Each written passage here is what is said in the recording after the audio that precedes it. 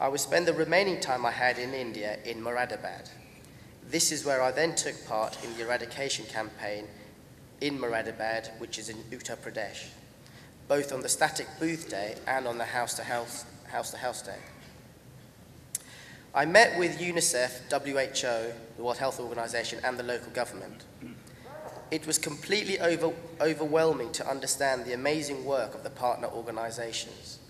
UNICEF, who are experts at working with children, also mobilize the foot soldiers. UNICEF also buys the vaccines which WHO authorize. WHO are amazing when it comes to global public health programs. They have great strategies and an accurate surveillance system to track each polio case almost as immediately as they occur. I was privileged to have been invited to Geneva recently to sit in on a WHO meeting on polio. I was in awe of how brilliantly they work and think. The United Nations, with its specialized agencies, is a fantastic organization. Not perfect, of course, but fantastic. Things would be much worse without the UN, WHO, UNICEF, and of course, Rotary International. India still has major polio epidemics. Sanitary conditions are poor, knowledge of polio and its treatment are not well known, and many people receive inadequate care. If you asked someone 20 years ago if polio would be eradicated, they would have laughed at you. In the 1980s, global health organizations were looking for ways to improve childhood immunizations worldwide. At the same time, many Rotary members saw the devastating consequences of polio in their own countries and wanted to protect children from this devastating and preventable disease. Together, these two forces sparked Rotary's Polio Plus program. This is an exciting yet challenging time. Rotary and its partners have slashed polio cases by 99% worldwide, which is why today Rotary's top philanthropic goal is to eradicate polio worldwide. And since 1985, Rotary members have donated their time and money to help immunize more than 2 billion children in 122 countries.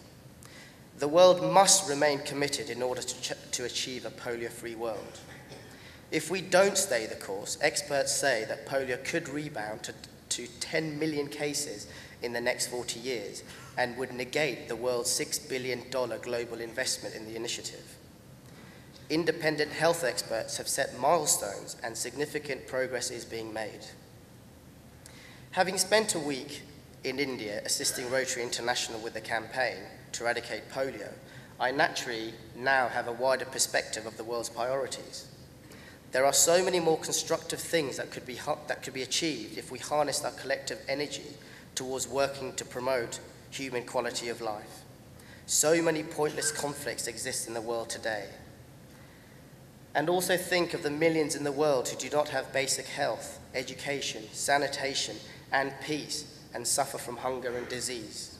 We are so lucky here. I wonder how many of us will ever truly understand and appreciate that. Service above self.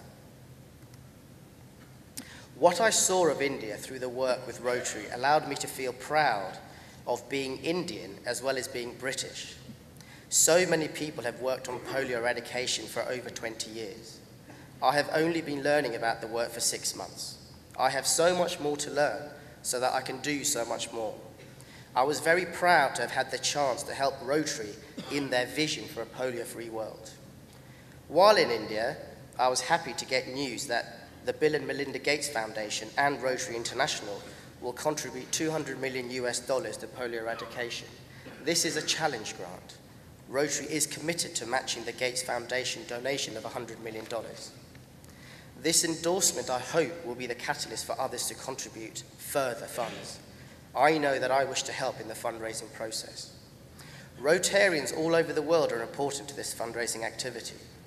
For 2008, there is a funding gap of $175 million. For 2009, there is a further $350 million gap in the funding. Donor nations such as the G8 need to stand by their commitment to fund parts of the campaign. The European Union recently donated 25 million euros towards immunization days in Nigeria.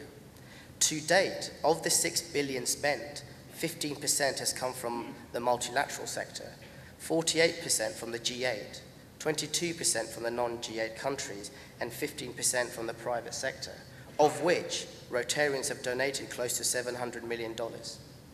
As a result of Rotary's efforts, many will go on to live happy and productive lives, having been spared the cruel, lifelong consequences of polio that I know so well.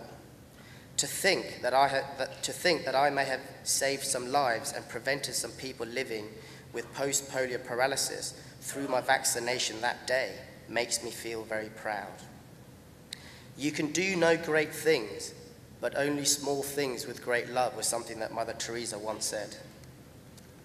Polio eradication will be achieved. I believe this with all my heart. It is important for me to help change people's lives, especially in developing countries where people living with disabilities have little support. Maybe my destiny is to eradicate polio.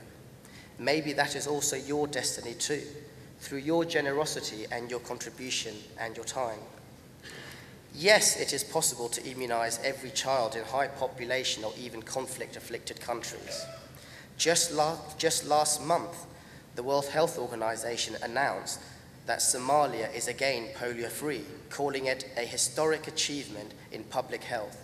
Against the backdrop of conflict, transmission of polio virus in the country has been successfully stopped. 210 countries, territories, and areas are now polio-free, including China, and 134 of these, which contain half the world's population, have been certified polio-free by independent commissions. This proves that it is possible to immunize every child through polio campaigns to stop transmission of the polio virus anywhere. Though great progress has been made towards ending polio, the last steps remain the most challenging. Rotary will be focused on eliminating polio worldwide until the certification of eradication is achieved. This is why I want to focus my energy, my determination, and my passion to help fight polio in the final chapter of the disease. I have a deep understanding of how important voluntary organizations are in the world today. I have had great opportunities in my life. I believe that my calling in life is to help others less fortunate and celebrate in the spirit that the sky is the limit. I wish to thank all Rotarians on behalf of the children whose lives have been saved and whose lives will be saved because of your service above self. In order to end, I want to leave you with a quote from my fellow Bengali and winner of the Nobel Prize for Literature, Rabindranath Tagore, who clearly should have been a Rotarian. I slept and dreamt that life was joy. I awoke and saw that life was service. I acted and behold, service was joy. Thank you very much, Rotarians.